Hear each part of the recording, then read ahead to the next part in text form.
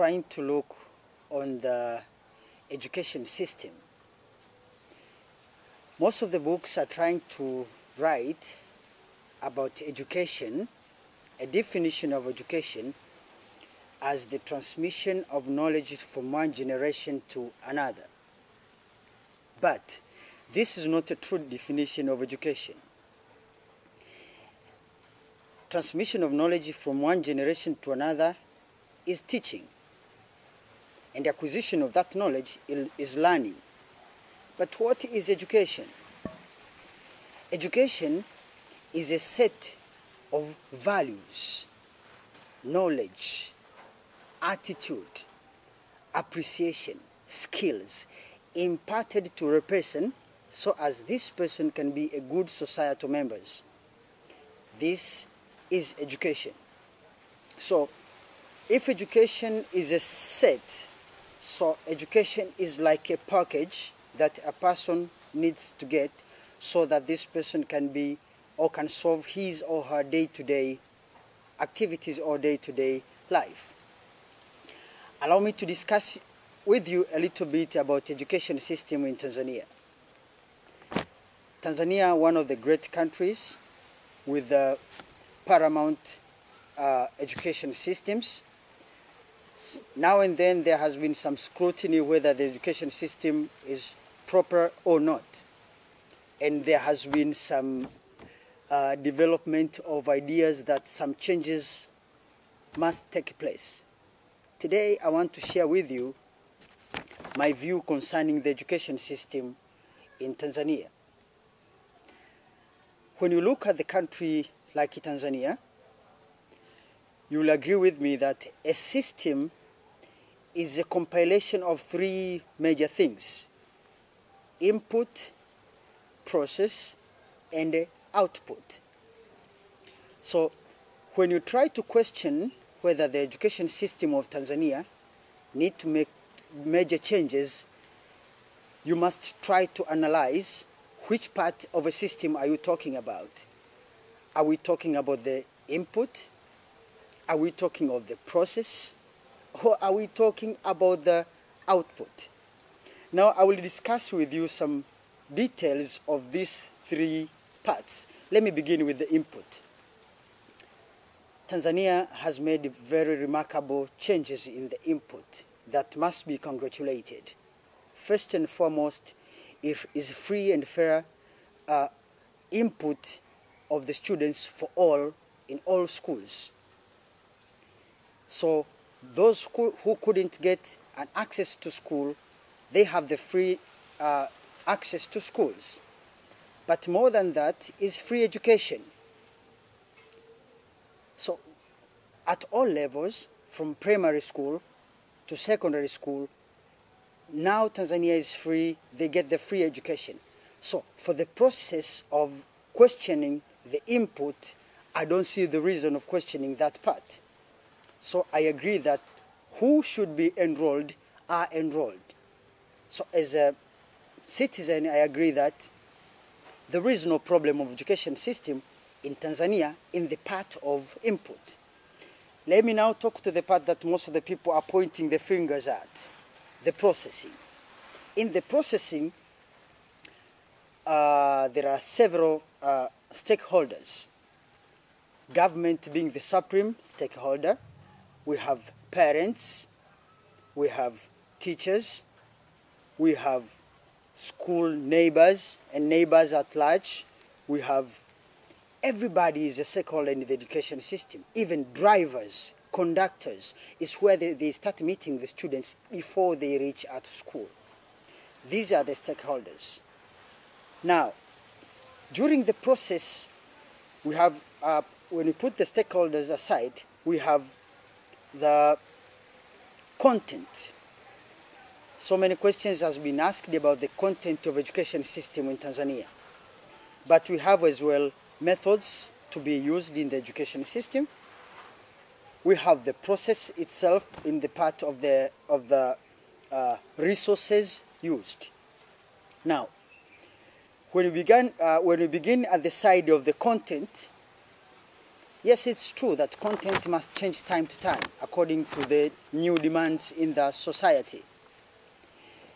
But the content of Tanzania education system is not in that serious question that need the overhaul of the content.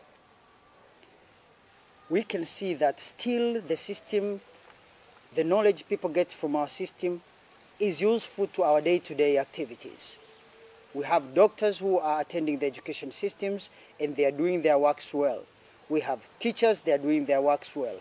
We have even the psychologists who are doing their works well. So I believe in the side of the content is only some few areas need to be concentrated to be changed. Only the change is due to the time, not overhauling our education system. There has been some questions concerning the methods used. Here is a serious problem because the level of the students enrolled, somehow, to some parts, they cannot relate with the available resources. For example, we're talking of classrooms. Still, there are some, in few parts, there are some problems of desks or chairs and tables. But for secondary school, there are still some problems on the resources to be used, for example, laboratories, libraries, and so forth. So, do we have the problem of those resources which needs to be put in scrutiny? That's where you as a scholar, me as a scholar, we needed to ask ourselves, yes, there are some changes need to be done because the high number is enrolled during the input. We must have the same available resources waiting for these students. And thank you for the government of Tanzania. Madam Samia Suluhu Hassan has played a vital role in making sure that there are enough rooms for the enrollment of the students in schools. Let me talk a bit about the methods used. Due to the high number of scholars per room, there has been a serious demand of using the lecture method. It's very difficult to use other methods. Lecture method in one way or another has proven successful to reach the destination, coverage of the topics, but it has been questioned a lot, especially in its ability to touch individual abilities and skills, especially when the class is having the number of slow learners. So, yes, there is a bit of the problem of the methods which are used in our education system, but these methods are necessary. I say it again, these methods used today are necessary due to the number of the students in classes and number of teachers per school. Let me talk a little bit about teachers. This group has been one of the group that has been put in a lot of questions, especially when there is poor performance. They have been taking all of the blames. They have been taking all of the burden. When all other stakeholders failed, the last person left at the scene who is taking all of the blame is the teacher. Let me discuss with you a bit about this stakeholder, a teacher. Is only a dedicated person who is working in specific hours, while other stakeholders, they work in the rest of the hours.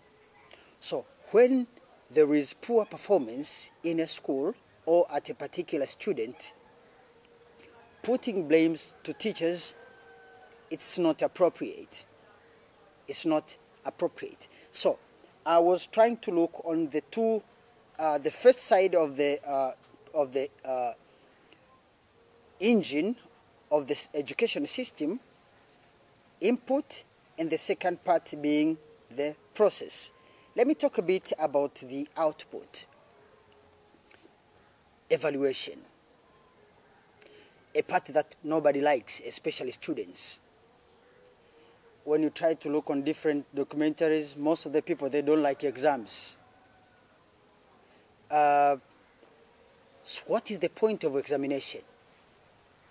A point of examination is trying to measure whether a student has learnt, at what value, and at what quality. Now the question comes, is it necessary to value a person who has acquired the knowledge only by using an examination? That is the question we need to ask ourselves as scholars. I agree with you. In the side of output, some of the years the examination results may come good to one school. Some of the years examination results may come not good in the same school. Look at me. Same teachers, same materials, same methods. What makes the variation of the results of yesterday and the results of today? Is the problem of the teacher? Ask yourself. There are a variety of things to look, and that need to be scrutinized so as to get the proper answers. Now, in the evaluation system, so many results comes out, but I want you to see these two approaches in education system. Approach number one is method justifies the outcome. Approach number two, the outcome justifies the method.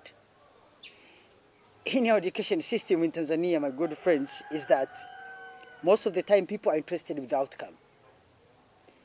Less number looks on what methods did you use to get those outcomes. I'm appealing to my fellow scholars. When students perform well, go there and scrutinize what were the methods used. We need to create the methods that can be applicable to all students and give us remarkable results. Some of the schools created good performance, but students studied till morning. Some of the schools got good performance just because they pruned the poor performers. They had to be transferred to other schools. We need to know what are the methods. So, in our country, I will ask you the question, are we using which method? Means justifies the outcome, or the outcome justify the means? And so, I'm going to my original question. Education system in Tanzania. Do we need to overhaul our system, or there are some few areas need to be changed? Let me look on the success of education system in Tanzania. That cannot be changed. Number one, we talk about inclusive education. Our country, for the first time of a long time, it has stressed and put a lot of efforts to make sure that everybody, including those who couldn't get the proper education, get the proper education. Inclusive education, we make sure that all of the students are included in the same class, the same material, the same teacher, and get the equal opportunity to get the same outcome. That one, I congratulate our government. It's a very good step. So, number two is free education. We see that majority of our Tanzanians cannot afford to pay for education system. So the government have taken the burden of paying or making sure that everybody who needs to get education gets one. This one is another congratulation for our republic. But there is another thing, enrollment of the students. From the history of our country, as the years goes up, we see that the number of enrollment of students at all levels goes high every year. Enrollment from Standard 1 to Standard 7, enrollment of Form 1 Form 4, enrollment of high school, the number of enrollment of students to higher learning, to universities. Now, if you have the proper statistics that our enrollment level mounts every year, it means we are growing up. It means that we are doing well. Another thing for the congratulations for the government in the education system in Tanzania is the employment of the proper teachers. Teachers has been the good and important stakeholders in our education system in Tanzania, and the government has played a vital role to make sure that there is now and then enrollment of teachers. We have seen how the government contemporarily played on enrolling the science teachers, mathematics teachers, and other teachers in different parts of our country to make sure that the number of number of students per number of teachers tries to get in the concurrence. Now, content. Here is where everybody is trying to look when they look on the education system in Tanzania. The content. Is our content in scrutiny? Yes and no. We have a proper content up to the moment. But we need to improve according to time and as demands increase.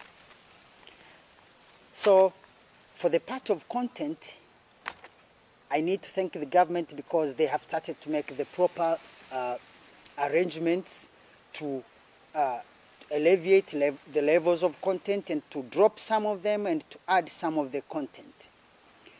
But a serious recommendation is we need to be very careful what number of materials do we drop and what numbers of materials in the content do we add.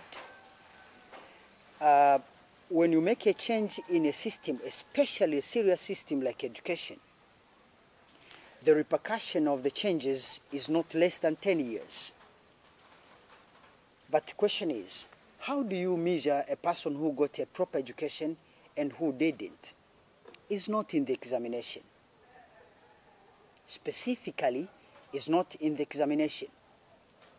We measure a person who got a proper education who didn't in the far part, end part of the system, output, especially in terms of performance. If you are a doctor, you got education from universities, how do you do your job? That's when we measure the education system. If you're a teacher, how do you deliver the materials from one generation to another? That's when we see the content. I see the people who got education from our education system who are paramount people. For example, I give in the subject of psychology, the majority of you guys knows Chris Mauki is one of the guys who has been doing very well in psychology as the subject, and he has helped so many people. By doing so, I believe that still our education system is helping us. There are some paramount people. We have leaders who studied from our education system. We have them today. We have young leaders. We have old leaders. Still they studied from our system. So I agree there is a need to make some few changes, but not overhauling our system. Before I wind up my session with you, allow me to discuss with you a little bit about the curriculum. There has been several discussions about the changes of a curriculum system in our Tanzania. But there is something I want you to know. Most of the people, even some of the people who are trying to be involved in the system, they don't know even what they need to change. The question number one, what is curriculum? What is curriculum. Curriculum is not the content. The content is in the syllabus. Curriculum is not the content. Curriculum, the content is inside the curriculum. I want to enlighten you today. A curriculum is the totality of all things a learner needs to acquire after he or she enters at the gates of school till the end he or she leaves the gates of school. Totality, including dressing style, speech, behavior, how you treat one another. It's in the curriculum. When we try to think curriculum is only changes of the content that we learn from the class, we are very wrong. So I need to enlighten people who will be involved in the curriculum changes in our country recently, and I know the parliament has given them the ability and they have been awakened to make sure that they do their work. Remember, you are not dealing only with the change of the content that is to be taught in the classroom. You will be dealing with the changes of totality of all of the things learners need to acquire at school. For example, in sports and games. Sports and games teaches students to use the teamwork as the method of learning. Endurance is learnt in the pitch. Sacrificing yourself for the betterment of the team is learnt at the pitch. So curriculum is the big body. If we concentrate of trying to think that the curriculum is only of the changing of the content in the class, we are very wrong. We are missing a very big part of a pie that need to be concentrated on. We need to make sure that our schools are full of enough playing grounds of all games. We must make sure that our schools are provided with all of resources needed. That is when we are changing our curriculum. But if we concentrate on changing curriculum by looking at the content, we'll be very wrong, and we'll be changing a very small thing when we left the big part that needs to be changed. Thank you very much for listening to me. Next time we'll be meeting. Karibu.